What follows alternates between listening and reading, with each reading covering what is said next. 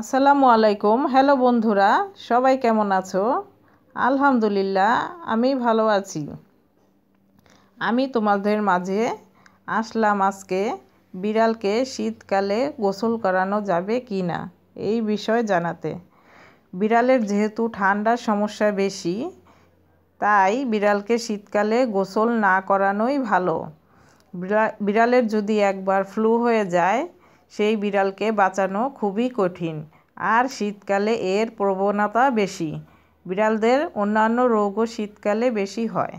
তাই আমি প্রতিদিন ওদেরকে চিরুনি দিয়ে সুন্দর করে ওদের শরীরটা ব্রাশ করি।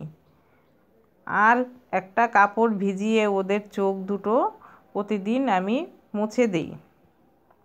এবং ওদের শরীর যদি বেশি ময়লা হয়ে যায়, গরুর গায়ের পশম বা লোম সাদা, সে কারণে একটু ময়লা দেখা যায়, তাই আমি ক্যালি ও গলুকে মাঝে মাঝে যদি শরীর থেকে কোনো প্রকার ময়লা বেশি হয়ে যায়, তো আমি একটা কাপড় কুসুম গরম পানিতে ভিজিয়ে ওদের গাটা সুন্দর করে মুছে দিই।